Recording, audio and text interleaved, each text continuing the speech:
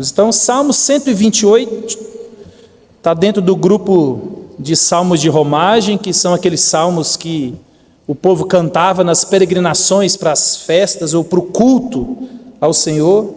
Então, Salmo 127 nós vimos, agora nós iremos ver o Salmo 128, que também é um salmo conhecido, mas queremos refletir, e pensar um pouco a respeito de família. Estamos no mês de família, só tem mais uma mensagem de Tiago, então nós temos mais ou menos umas 3, 4 ainda para a gente passear, pelo menos mais umas 2 sobre esse tema de família esse mês. Salmo 128 diz assim: Bem-aventurado aquele que teme ao Senhor e anda nos seus caminhos, do trabalho de tuas mãos comerás. Feliz será e tudo te irá bem. Tua esposa no interior da tua casa será como a videira frutífera, teus filhos como rebentos da oliveira à roda da tua mesa. Eis como será abençoado o homem que teme ao Senhor. O Senhor te abençoe desde Sião, para que vejas a prosperidade de Jerusalém durante os dias de tua vida. Veja os filhos de teus filhos, paz sobre Israel. Amém. Vamos orar mais uma vez? Pai, a Tua palavra que nos consola, nos exorta, nos conforta, nos orienta. A palavra essa que é inerrante, ela é suficiente para nos corrigir, para nos tornar aptos, para agradar ao Senhor, para que a nossa vida seja em conformidade com a Tua vontade. Fale conosco através desse salmo tão conhecido e tão querido de cada um de nós aqui, Pai. Nos abençoe em nome de Jesus. Amém.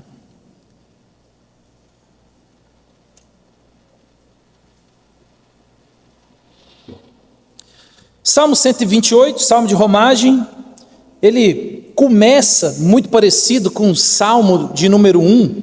O salmo de número 1 vai dizer: Bem-aventurado o homem que não anda no conselho dos ímpios, não se detém no caminho dos pecadores, nem se assenta na roda dos escarnecedores. O salmista aqui, meus irmãos, ele chama de feliz aquele que anda sobre a ótica ou numa perspectiva de Deus, da Bíblia, e não numa perspectiva de mundo. Porque quando nós andamos, lembra o que Tiago diz, né? A sabedoria do alto, ela é uma sabedoria que contempla a Deus, que ama a Deus, obedece a Deus. A sabedoria de baixo, ela é terrena, ele vai dizer que ela é até demoníaca, né? Então o salmista aqui, ele vai mostrar para nós que feliz, bem-aventurado é aquele que anda no conselho do Senhor. Feliz é aquele que vê em Deus um lugar seguro para todos os seus problemas. Olha tanto que é maravilhoso nós termos alguém para recorrer. Nós somos adultos hoje, muitos de nós aqui não têm os pais que sempre nos protegeram. Mas nós ainda, mesmo depois de velhos, continuamos ainda tendo um Pai que guarda, protege, sustenta e nos orienta, que é o Pai Celestial. Então observe, talvez a nossa visão está tão limitada, nossa visão está tão fraca, que nós não conseguimos perceber que nós temos um Deus que é fonte inesgotável de sabedoria, de amor e quer o nosso bem. E Ele nos orienta para que nós venhamos a ter vida, e vida cada vez mais em abundante. Então, nós vimos há alguns dias no Salmo 127, que é o salmo que Salomão escreve, ele vai mostrar para nós que tudo vem de Deus. Então, o salmo vai dizer, no Salmo 127, que em vão é você levantar de madrugada, em vão é você fadigar, se Deus não guardar, se Deus não vigiar, se Deus não dar. Então Salomão no Salmo 127 vai mostrar para nós que tudo vem de Deus, que sem Deus tudo que a gente faz é puro engano, é vão. Mas agora o salmista aqui, ele vai nos mostrar como é alguém que reconhece Deus como prioridade na sua vida, como é alguém que tem Deus como o primeiro, a primazia, o seu verdadeiro amor. Então, o Salmo 127 vai apontar para nós que tudo vem de Deus, e o 128 nos mostra a vida daqueles que colocam Deus como primazia. Então, o 127 nos aponta que tudo vem de Deus, e o Salmo 128 ele aplica, ele mostra essa bênção na prática. Ela vai mostrar a extensão da bênção na vida desse homem que teme ao Senhor. Você vê que ele vai estender sobre os filhos dos seus filhos.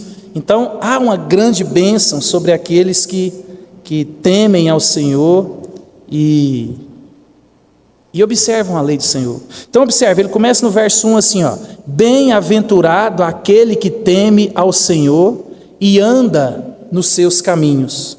Então, meus irmãos, nós vemos aqui que o salmista, logo de início, ele diz que esse homem é feliz.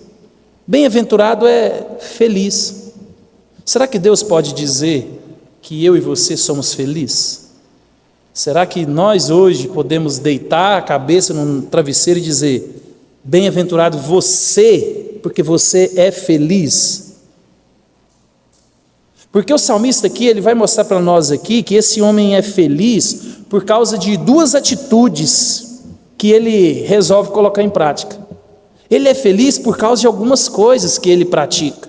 E o Senhor quer nos orientar, nos chamar a atenção para que nós venhamos também a colocar isso em prática. O salmista aqui, ele começa a dizer para nós aqui que esse homem é feliz porque ele teme ao Senhor. Observa, bem-aventurado aquele que teme ao Senhor. E o temor aqui, meus irmãos, ele não está ligado ao medo. Temor na Bíblia, na grande maioria dela, está ligado à obediência. Temer a Deus é obedecer a Deus. Então, a primeira atitude que esse homem aqui do Salmo 128 pratica é o temor do Senhor. E temor aqui é a postura de um homem que em seu coração adotou como prática de vida agradar, servir e priorizar a Deus. É isso que Deus nos chama a fazer, meus irmãos. Principalmente nós que somos homens, né? Nós estamos aqui fazendo o curso de homens. Tem sido maravilhoso poder refletir, pensar e começar a remoer aquilo que às vezes nós esquecemos. Nós temos um chamado de Deus como homens, e eu estou dizendo isso, homens do sexo masculino mesmo, não como humanidade como um todo. Há uma responsabilidade que Deus coloca em mim e em você que é homem. O autor desse livro mesmo, ele faz uma pesquisa e 95% dos homens que creem em Cristo, que trabalham nessa dinâmica de conhecer o Evangelho, eles levam e conseguem manter a sua família no Evangelho. Por quê? Porque o homem, ele é o cabeça do lar, o homem, ele é quem sustenta, ele é quem é líder, ele é quem Deus chamou para cuidar. Então observa, é muito grande o percentual, 95% do trabalho com o homem atinge toda a família e toda a família vem a servir ao Senhor. Então, para você ter uma noção, o trabalho com as mulheres atinge 18% só. E olha que trabalho com mulheres é muito bom, né? Na nossa região, por exemplo, a gente não tem um acampamento de homens, não consegue fazer. Já o de mulheres falta vaga todo ano. Então observe, quando a gente entende isso e começa a trabalhar na dinâmica de cuidar dos homens. Então é muito importante nós entendermos aqui que feliz é o homem que teme a Deus, feliz é o homem que obedece a Deus, feliz é o homem que resolveu no seu coração priorizar o reino, olhar para Jesus e falar: eis-me aqui. Feliz é o homem que resolveu fazer como Josué: vocês eu não sei, mas eu e a minha casa serviremos ao Senhor. Você consegue compreender isso? Você consegue imaginar a cena de Josué diante de todo Israel, e ele convocando o povo, eles vão entrar na terra, terminou o serviço, eles possuíram, deu tudo certo, eles vão agora descansar, e ele chama o povo ao culto, ele chama o povo ao arrependimento, ele chama o povo a consertar e dizer: a terra está aqui, Deus nos deu. Vocês eu não sei, mas eu e a minha casa serviremos ao Senhor. E a gente já sabe o que aconteceu. Quando você vira a última página de Josué, chega Juízes e a Bíblia diz: cada um fazia conforme queria. Cada um agia segundo o seu querer. Não tinha Deus em Israel. Eles esqueceram de Deus. E a gente vê todo o livro de Juízes mostrando para nós a omissão dos homens de Israel. Homens que não temeram a Deus, homens que não buscaram obedecer ao Senhor, homens que olharam para dentro deles mesmos e esqueceram da responsabilidade que Deus deu diante da família, da nação e da igreja. Então, essa é a primeira atitude aqui. E o Senhor chama os homens à obediência. Nós devemos entender isso, essa é a postura. A bênção do Senhor, meus irmãos, ela realmente acompanha os pais cuja vida temente a Deus estabelece um legado de bênção para seus filhos. A bênção acompanha aqueles pais que colocam no coração o desejo fiel de servir ao Senhor. Olha o que Provérbios 14, 26 diz, no temor do Senhor tem o homem forte amparo, e isso é refúgio para os seus filhos. Reverbera. É por isso que a gente vê filhos flamenguistas de pais que torcem para o Flamengo. Mas às vezes a gente consegue fazer um pescador, a gente consegue fazer um flamenguista, a gente consegue fazer um jogador, mas a gente não consegue fazer um servo do Senhor. A gente precisa de refletir nisso, meus irmãos. O Salmo 128, ele vai evocar a bênção do Senhor para aqueles que, em primeiro lugar, temem a Deus, eles obedecem a Deus. Essa é uma atitude que o salmista nos chama aqui. A obediência, ela é uma decisão interna, e ela é evidenciada pela prática diária. Isso é temer ao Senhor. Por isso que a gente está olhando Tiago, por exemplo, ele está dizendo para nós há muito tempo: cristianismo é vivido na prática. Cristianismo, ele é visível. A gente está estudando na escola dominical sobre viver, colocar em prática aquilo que a gente diz crer. Dizer, meus irmãos, que acredita em Deus é muito pouco perto daquilo que a gente vê nas Escrituras. Talvez a gente olhe para a nossa vida e está tão longe, tão distante do ideal. E nós, como homens, nós somos chamados a olhar para as Escrituras, a olhar para o Senhor e obedecer. Temer é isso. Olha o que o salmista vai dizer no Salmo 119, 2.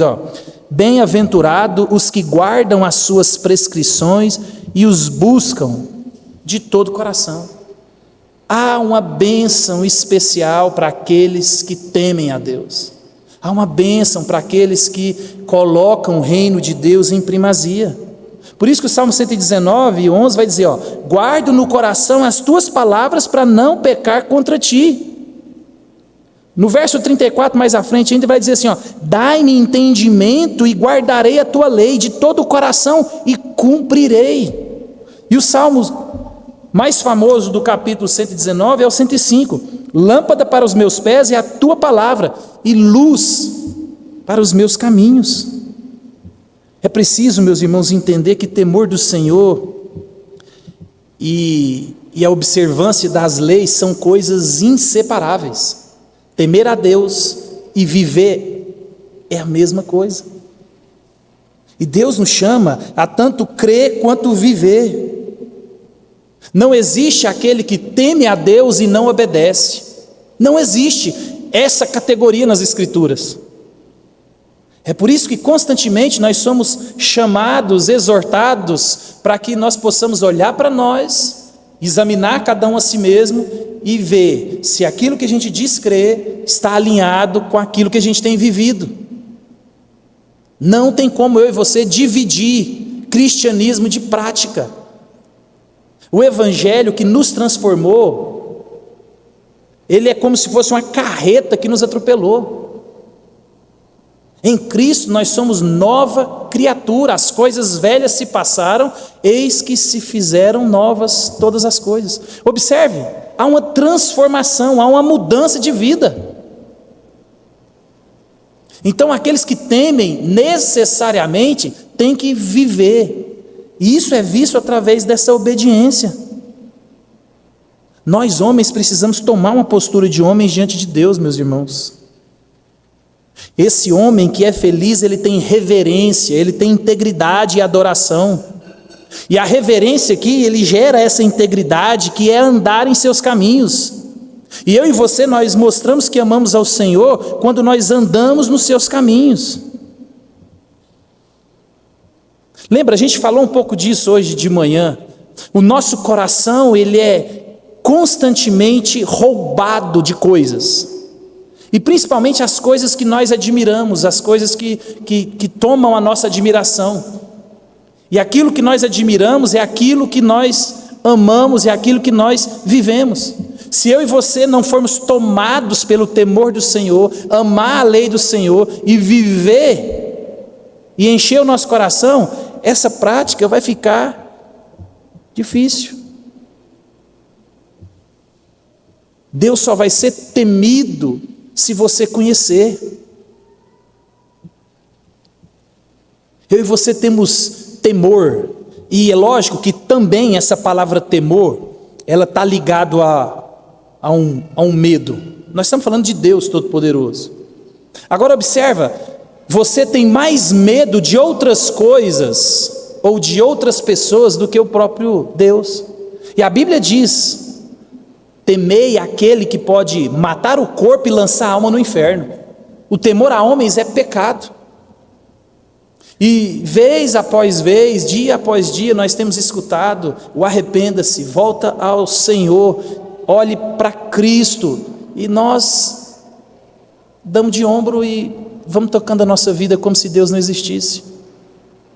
Mas às vezes a gente não faz algumas coisas por medo da esposa, por medo do marido, por medo dos filhos, por medo do patrão ou por medo de alguma pessoa. Então observa, às vezes nós honramos mais pessoas ou coisas do que o próprio Deus. Nós temos mais medo de perder o emprego do que de cair nas mãos do Senhor, de ofender ao Senhor. Então o Senhor aqui nos chama a ser homens que assumam responsabilidade. Nós precisamos de assumir a responsabilidade.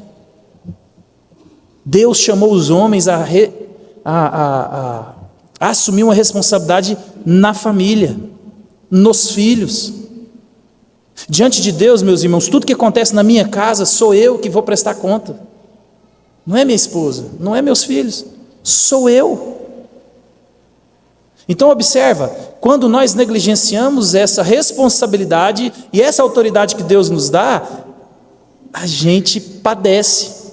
E essa bênção aqui, às vezes nós não temos vivido, é por própria negligência do cabeça do lar. Nós precisamos entender isso. Quando você anda nos caminhos do Senhor, quando você anda em integridade, você vai constantemente, cada vez, se voltar em afeição a Deus, e o temor vai ser cada vez mais natural. Nós precisamos entender que homens fortes, eles geram famílias fortes. Nós precisamos de ser homens, meus irmãos, comprometidos, obedientes, responsáveis. Imagina se nós hoje estourássemos uma guerra e precisasse de todos os reservistas ou os voluntários irem para a guerra. Será que os homens de hoje, eles têm condição psicológica de pular na frente de uma bala, matar uma barata? Né? Pular na frente da bala, acho que foi muito, né? Então observa, e essa responsabilidade é nossa. Deus nos chamou para fazer coisas que as mulheres não devem fazer. Proteção, provisão e o cuidado espiritual, financeiro é nosso. Mas parece que essa geração e nós mesmos, nós gostamos de não cumprir essa tarefa. Mas nós dizemos, tememos ao Senhor. Mas na prática, nós temos filhos distantes do Evangelho, nós temos às vezes esposas cansadas, e nós mesmos não assumimos o compromisso. E nós vamos colher o fruto dessa nossa negligência. Mais à frente a gente fala um pouco sobre isso. Mas nós temos que entender, meus irmãos, que o homem que teme ao Senhor, o homem que evoca essa bênção do Senhor, ele é obediente. E quando você assume a responsabilidade, a sua família é fortalecida, seus filhos, a igreja, a comunidade. Nós precisamos de resgatar essa hombridade. A gente começa o curso de homens, a gente lembrando dos homens, né? A primeira professora é uma mulher. Quem cuida da gente na maternidade geralmente é uma mulher, é a enfermeira que vai nos dar o primeiro banho. A gente chega na escola, é uma mulher. A gente vai no supermercado, a maioria é mulher. Os pais trabalham, quem cuida da gente é mulher. Se você está numa família onde tem mais mulher do que homem, você é criado por mulheres. E depois a gente não percebe por que a gente não virou homem. E um dos motivos é a negligência dos homens, por exemplo, que não assumem uma responsabilidade de escola dominical.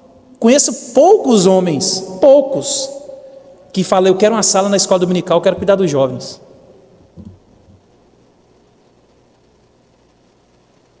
Isso é uma responsabilidade dos homens, de ensinar a igreja. É claro isso no ensino de Timóteo. A liderança da igreja está nas costas dos homens.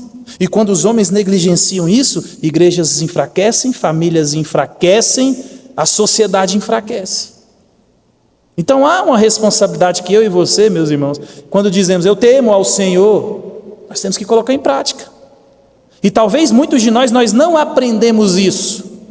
Nós não aprendemos, como eu disse, talvez no nosso contexto, na grande maioria é isso. A gente só se deparou com quando a gente virou homem, quando a gente casou. E aí as coisas começaram a fazer mais sentido. Então observa, a negligência dos nossos pais, dos nossos antepassados, fez com que muitos de nós vivêssemos uma vida que talvez não tenha desfrutado dessa bênção no lar. Porque a gente talvez priorizou só o trabalho.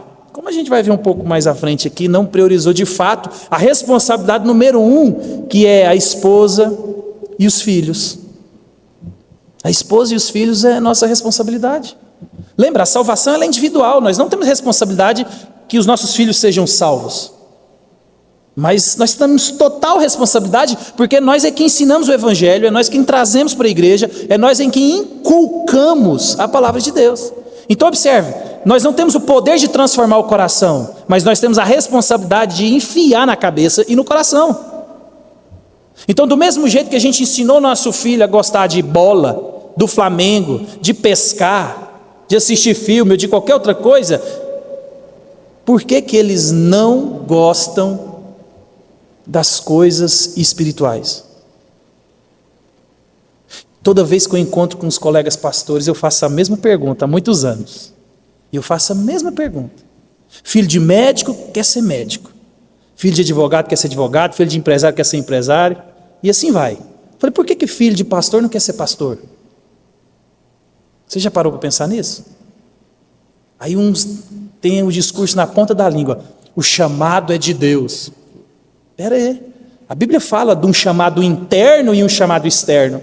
A Bíblia fala, aquele que almeja o episcopado, excelente obra almeja. A gente entende que nas Escrituras há um chamado interno. Eu quero ser pastor, eu quero trabalhar para o reino, eu quero me envolver na obra. E há um chamado externo, onde a igreja confirma e envia. É assim que funciona.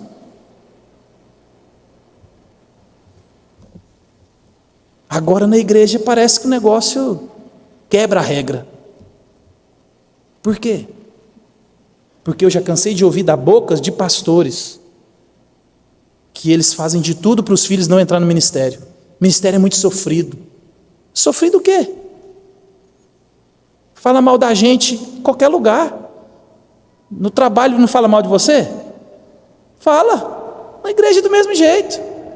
No trabalho não tem gente que gosta da gente? E quem não gosta da gente? Na igreja é do mesmo jeito. Que diferença tem o ministério pastoral de qualquer outra vocação? Nenhuma. Todos têm os seus ônus e os seus bônus.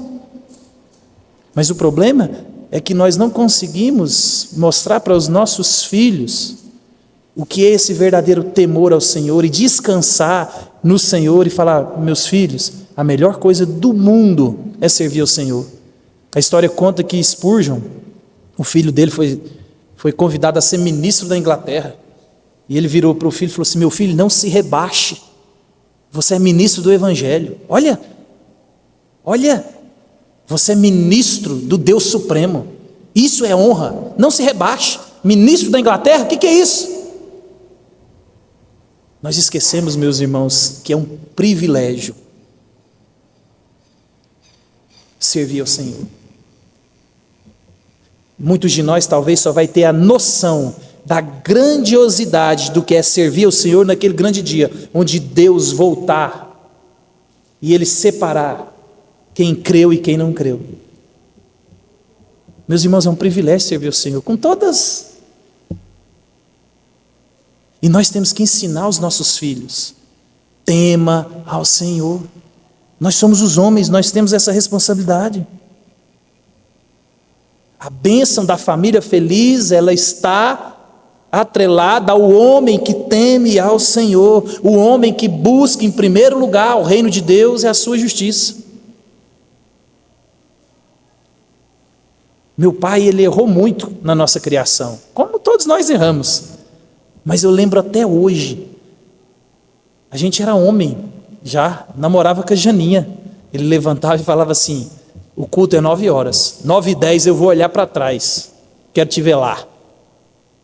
E se não visse, a gente apanhava. Meus irmãos, meu pai nunca deixou a gente pensar na possibilidade de faltar um culto. Não existia isso. Não existia isso. Meu pai nunca deixou a gente ir para o aniversário no dia de culto. Na verdade, a gente não podia fazer nada se tivesse culto. Culto é culto. E hoje eu entendo como foi bom para nós. Naquela época eu ficava chateado. Naquela época eu já falei para o meu pai, meus irmãos falavam, né? O dia que eu cresci, eu nunca mais entro na igreja. Meu pai fala: não tem problema, mas enquanto você estiver aqui, você vai para a igreja. E que maravilha! Todo mundo lá em casa é crente. Todo mundo vai na igreja. E os meus irmãos fazem a mesma coisa com os meninos. Por quê? Porque nós entendemos que a prioridade é o reino.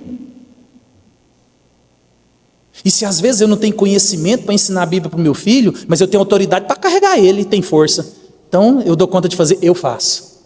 Então nós que somos homens, meus irmãos, nós precisamos entender, se nós queremos uma família que desfruta dessa bênção do Salmo 128, nós como homens temos que ser homens tementes ao Senhor.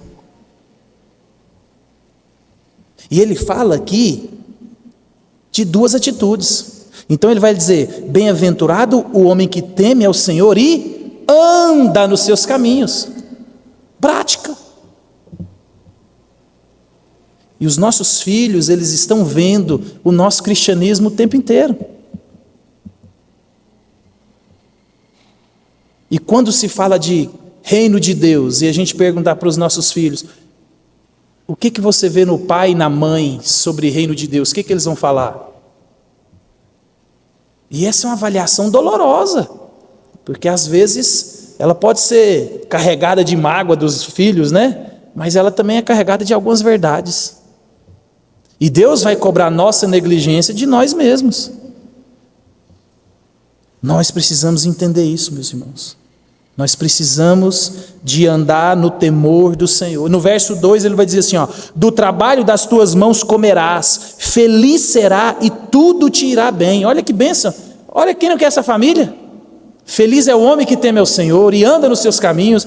Do trabalho das tuas mãos comerás, feliz será e tudo te irá bem. Salomão, no Salmo 127 ali, ele vai dizer para nós assim, ó: não adianta você levantar cedo, dormir tarde, pois a bênção vem do Senhor. Deus, lá em Deuteronômio, mostra que é Ele quem dá a força para nós trabalharmos. Tudo vem de Deus. Toda boa dádiva vem do Pai das luzes. Não foi isso que Tiago nos ensinou? No entanto, meus irmãos, aqui nesse salmo, Deus ele nos ensina que o homem que teme ao Senhor e anda nos seus caminhos, ele comerá de tuas mãos, do trabalho dele. Às vezes nós temos uma concepção errônea do trabalho. E o mundo vai dizer que trabalho é maldição, que trabalho é penoso, que trabalho é só para comer. Não é isso. Para o mundo, o trabalho é um fim em si mesmo. Por isso que está cheio de homens e mulheres cansadas, porque fizeram do trabalho um fim em si mesmo. Você levanta, trabalha, dorme, paga a conta. E você caiu nesse ciclo. E aí você tem uma visão errada do trabalho, porque você fez dele um fim em si mesmo. Para que serve o trabalho? Só para mim me alimentar e sobreviver. E não, o trabalho é bênção de Deus. O trabalho ele é anterior à queda. O problema é que nós temos vivido baseado no que o mundo diz e não no que Deus diz. O trabalho para aqueles que temem ao Senhor, meus irmãos, é o caminho pelo qual Deus nos abençoa. Há uma bênção especial naqueles que temem ao Senhor, porque do trabalho o Senhor usa como canal de bênção para nós. É o meio que Deus usa. E como homens e mulheres responsáveis por nossas famílias, nós temos que ensinar os nossos filhos que trabalho é uma bênção, que trabalho ele é honroso. E o fruto desse trabalho produz alegria, sustento, gratidão. Observa, nós temos um arcabouço de coisas para ensinar os nossos filhos a vida toda, quando eles estão no nosso lar. E talvez nós somos o primeiro a praguejar o trabalho. E lá no trabalho é um lugar onde a bênção de Deus nos alcança. A grande maioria conseguiu as coisas trabalhando. Ninguém aqui nasceu num berço de ouro. Ninguém aqui é príncipe. Então, olha a importância de nós ensinarmos para os nossos filhos o que é um trabalho com negligência. O que é fazer tudo como para o Senhor. Trabalho é bênção. Através do trabalho nós somos ensinados a ter gratidão pelo próprio trabalho, pelo sustento. É o meio, é o canal da bênção chegar até nós. Nós temos que ensinar para os nossos filhos que o trabalho não é um fim em si mesmo. Talvez nós temos ensinado para os nossos filhos, procure um trabalho que dê dinheiro. Não, procure um trabalho onde você pode glorificar Deus. Observa, o trabalho é um lugar onde nós podemos viver esse temor ao Senhor com alegria. A Júlia, quando foi fazer pedagogia, todo mundo caiu matando em cima dela. E a gente perdeu de vista a importância da pedagogia no mundo, principalmente no nosso país. O diabo entendeu isso e ele atacou fortemente os pedagogos no Brasil. Está quase tudo dominado. Então, cadê os crentes para se levantarem e por meio do trabalho de um professor nos ensinar o que é correto, o valor do trabalho? Mas às vezes nós queremos não, esse trabalho não é bom não porque não dá dinheiro. Meus irmãos, o trabalho não é um fim em si mesmo.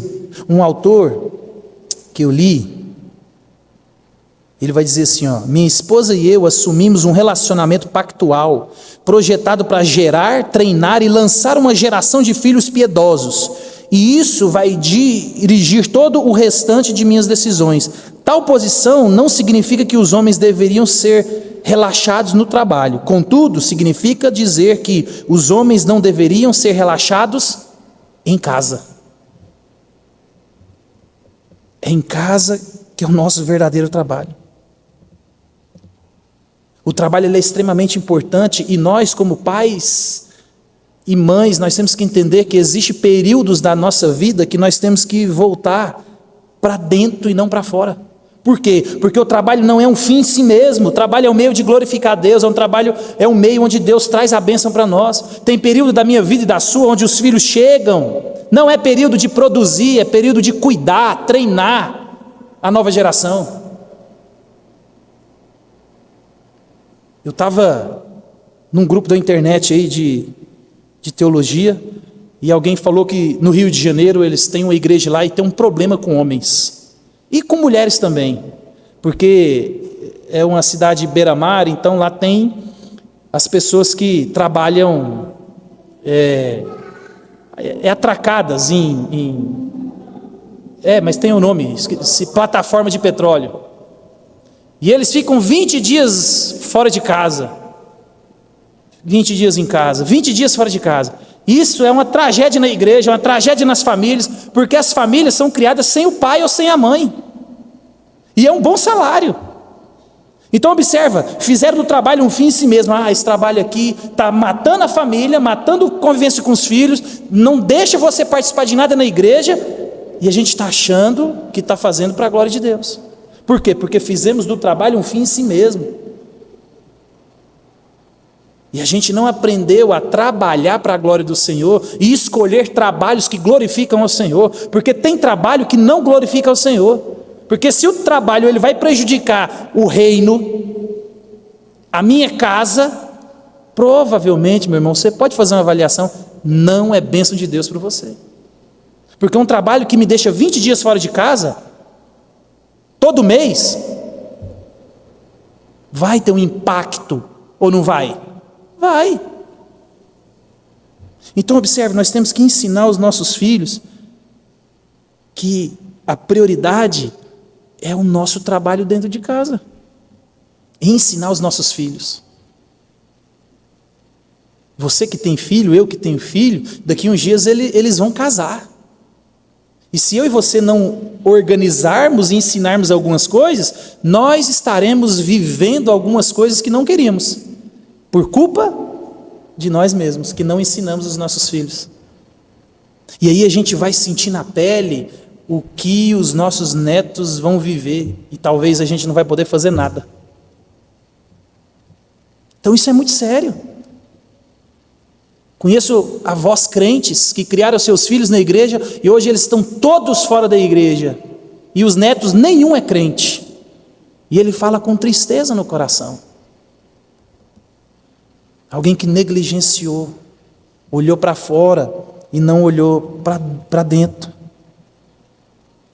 Existe uma fase da nossa vida, meu irmão, e nós como pais, nós temos que entender isso. A Janine me falou isso esses dias para trás, me lembrou.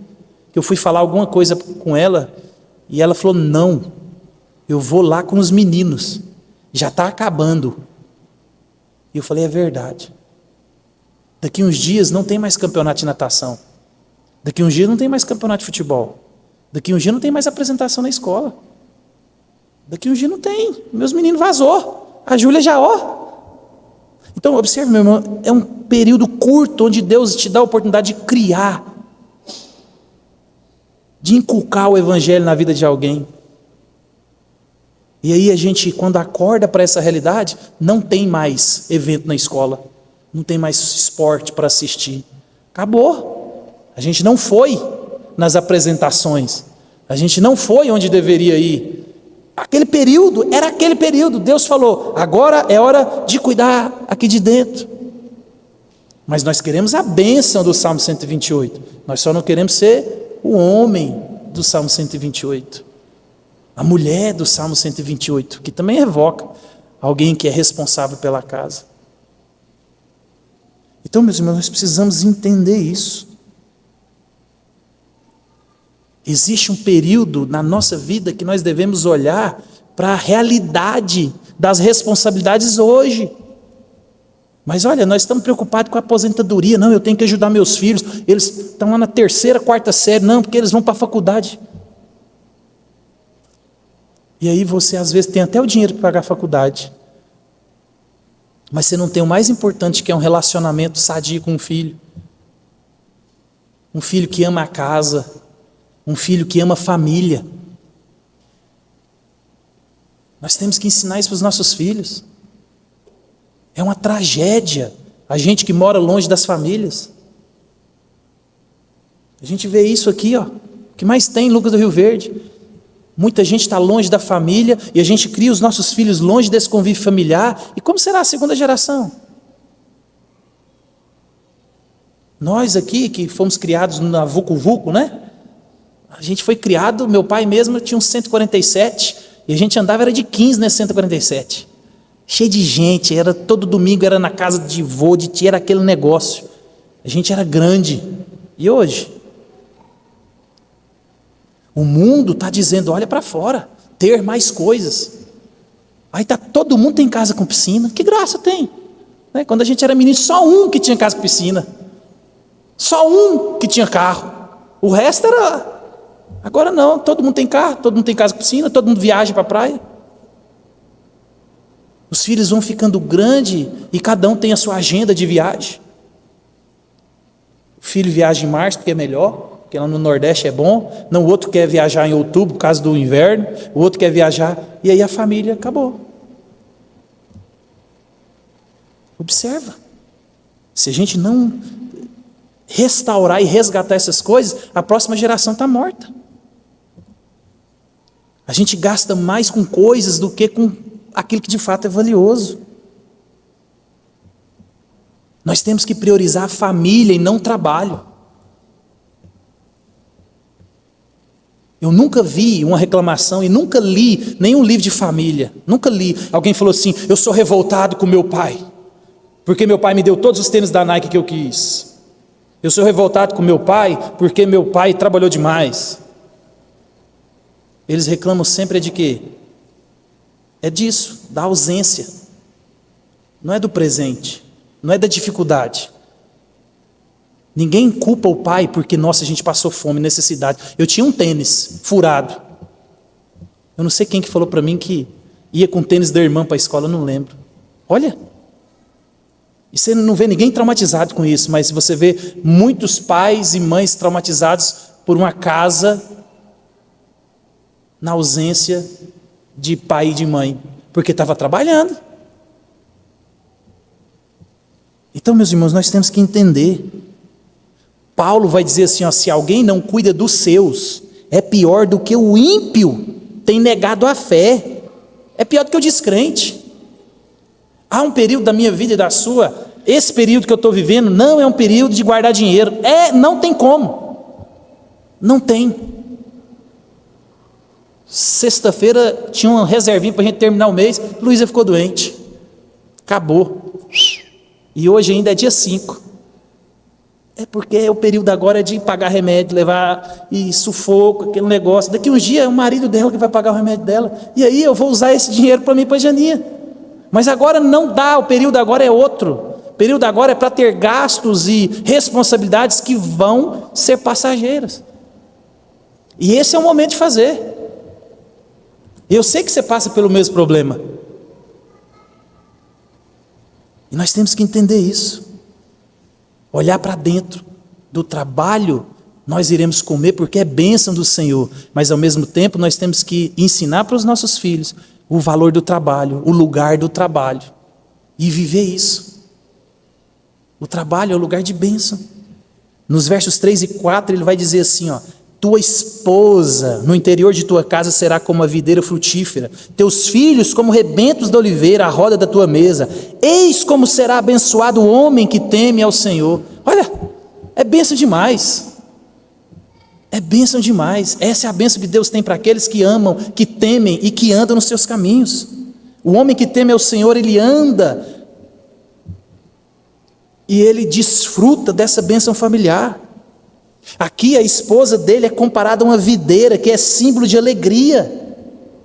Um homem que teme ao Senhor, meus irmãos, ele cuida da esposa. E olha aqui, eu não estou falando de um homem perfeito, de um marido perfeito, que isso não existe. Não existe, só eu. É só para acordar o povo, mas é mentira. Não sou. Eu sou? Eu não casaria comigo. Eu não casaria. E não existe essa perfeição. Nós estamos sendo amadurecidos em todos os aspectos. O processo de santificação é assim. Só que Deus tem uma bênção para nós. E homens, quando eles assumem essa responsabilidade, as esposas são alegres. Por isso que ele compara a videira. A esposa desse homem que teme ao Senhor, ela é alegre. Os filhos aqui são comparados como uma oliveira que produz brotos novos dela mesma, trazendo a ideia de longevidade e fartura. Essa é a família da bênção aqui, meus irmãos. O salmista aqui, ele ilustra a vida desse homem aqui com satisfação e alegria, porque ele tem isso ao redor da mesa. Olha, nós temos perdido essa visão de mesa. Mesa é lugar de comunhão, mesa é lugar de alegria. A mesa, ela deve ser, na nossa casa, não um simples móvel para ocupar espaço. Hoje eu entendo porque, quando eu era menino, toda dona de casa queria ter uma mesa. Eu lembro até hoje, eu queria uma mesa com prancha da árvore do Pará. A gente morava longe do Pará. Eu não entendi aquilo, porque as pranchas da mesa era mesa de 3, 4, 5 metros. Todo mundo queria. Hoje eu entendo. Porque é a alegria de você ver a sua família, os seus filhos, os seus amigos em volta da mesa, desfrutando da alegria, da comunhão, daquilo que realmente importa. A mesa, ela é mais do que um móvel. A mesa é um lugar de encontro, é um lugar de comunhão. Na mesa todo mundo olha de frente. E é interessante que quando a gente vai comer junto, mesmo que a gente esteja emburrado um com o outro, ali é o lugar de reconciliação. A gente fica olhando ali, comida começa a descer rasgada, depois ela vai melhorando, e a mesa tem esse poder restaurador. A gente termina bem a refeição. A gente precisa de resgatar isso. Precisa de resgatar pelo menos uma vez na semana, uma refeição na mesa com a família, para a gente ensinar isso para os nossos filhos.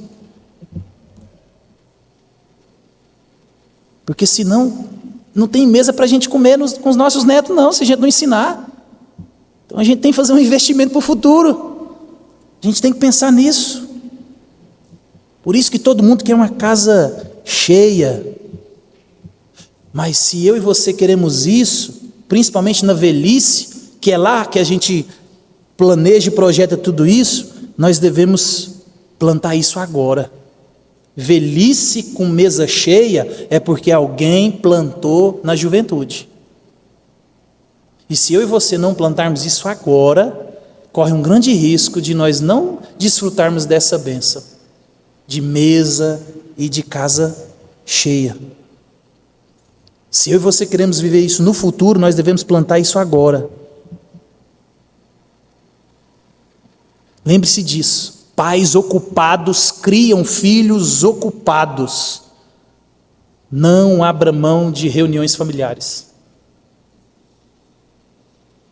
Você fala para o seu filho: eu não posso, não tenho tempo, tenho que trabalhar. Ele vai falar um dia para você: não posso, não tenho tempo, tenho que trabalhar. Eu vi um filme que o senhor e a senhora do filme, um filme de Natal, ele teve que simular a morte para os filhos passarem o Natal com ele. Eu fiquei pensando naquilo, falei: olha, porque pais ocupados criaram filhos ocupados. E ele teve que simular a morte para os filhos irem no Natal. Chegou lá, ele estava vivo. Tudo deu certo no Natal dele. Mas isso talvez é mais comum do que a gente pensa. Nós devemos preocupar com isso. Aí o verso 5 ele vai dizer assim: ó, o Senhor te abençoe desde Sião, para que vejas a prosperidade de Jerusalém durante os dias de tua vida. O homem, meus irmãos, que teme ao Senhor e anda nos seus caminhos, a sua casa está sendo guardada por Ele, e de todas essas bênçãos que os olhos do mundo às vezes acham supérfluas, mas para os crentes é a verdadeira dádiva do Senhor. O Senhor aqui está mostrando para nós aqui que esse homem, ele verá não só a bênção do Senhor, mas também a bênção e a prosperidade do reino, da igreja. Lembra? Nós estamos falando de Israel aqui, uma comunidade de famílias. Há uma prosperidade de você ver a sua geração, o crescimento da sua família, o crescimento do reino, o crescimento da igreja. Sua vida familiar não está separada da igreja. Igreja e família estão sempre envolvidos, porque na verdade a igreja é uma comunidade de famílias. E a bênção do Senhor é eu e você vermos a prosperidade da igreja, do reino. Nós temos uma igreja nossa lá em Goiânia, que é uma das mais antigas da denominação. Então 70% da igreja, ela tem mais de 70 anos. É uma igreja muito antiga, uma igreja que ela foi plantando na juventude, é uma igreja que não morreu. E lá é uma igreja que o pastor quase todo mês faz velório. Mas os cabecinha branca, os idosos, eles podem ver a prosperidade do reino, a prosperidade da família deles que faz parte desse reino. Eles estão indo, mas tem uma geração que eles deixaram que está tomando conta do reino de Deus, e o reino de Deus tem se expandido. Aí no verso 6 ele vai dizer assim, ó, veja os filhos dos teus filhos, paz sobre Israel. Olha a outra bênção do Senhor do Salmo 128, é você poder ver o fruto da sua semente. Verás os filhos dos seus filhos, verá os netos. E os avós, eles têm uma responsabilidade também na criação dos filhos. Nós vemos hoje, nós fomos criados, nós somos uma geração que nós fomos criados também com os avós, né? A nossa avó, você chegava na casa dela, tinha bolo, tinha biscoito, tinha comida. Ela cuidava da gente, ela batia na gente, ela educava a gente. A mãe ia trabalhar, ficava com a avó. Hoje não. Hoje as avós estão indo para a academia. Elas têm silicone, elas têm lipo, elas trabalham, elas viajam. Elas não querem participar da criação da semente. Porque ouviram a voz do mundo e não ouviram a voz de Deus. Enquanto a Bíblia está dizendo assim, desfrute e entregue a sua vida no benefício do outro. Aí o mundo fala, entregue a sua vida em benefício próprio. Não se desgaste no cuidado dos outros, cuide de você. Olha o que o mundo tem feito. E os avós, eles têm responsabilidade. Não cometa como avô o mesmo erro que talvez cometeu como pai. Se os pais têm negligenciado o cuidado dos filhos, o trazer para a igreja, pega esses meninos na orelha, entra dentro do carro e você traz. Você não vai levar não? Eu vou, são os meus filhos. Não são filhos? É isso que os avós dizem. Avô é pai 2 vezes. Pai ao quadrado, deve ser bom demais. Pai é bom pra caramba. Você é avô então? E dizem, meus irmãos, um ditado que os filhos, eles amansam o burro brabo para os netos montar. Você faz coisa com um avô que o pai não fazia. Meu pai falava mesmo, né? Minha mãe, ixi, não é meu pai isso não?